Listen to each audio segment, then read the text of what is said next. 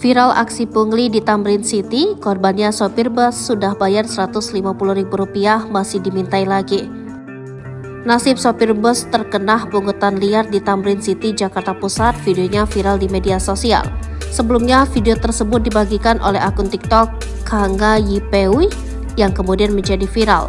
Dalam video tersebut, nampak sopir bus dicegat oleh pria berbaju biru. Tetapi sopir tidak menerima kertas tersebut. Kemudian terlihat seorang petugas yang berusaha memberi pengertian kepada pria tersebut. Menurut pengunggah, pihak bus telah membayar parkir dan keamanan ke security di Tamrin City sebesar Rp150.000.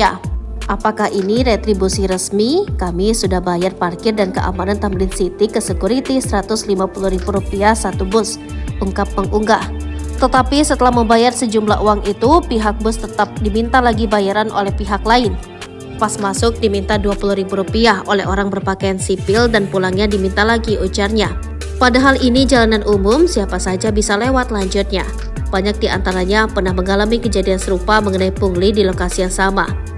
Kanit Reskrim Polsek Metro Tanah Abang Kompol Kuku Islami mengatakan pihaknya belum menerima laporan terkait korban dalam video viral tersebut. Kendati demikian, pihaknya telah melakukan penyelidikan. Dari hasil penyelidikan, ada satu orang diamankan karena diduga pelaku pemalakan dalam video. Lebih lanjut, Kuku menjelaskan satu orang yang ditangkap tersebut berinisial S. Dia biasa kerja sehari-hari mengantar ayam geprek, bantu-bantu kalau ada antaran gitu, tutur dia. Kendati demikian, belum diketahui motif S melakukan pungli.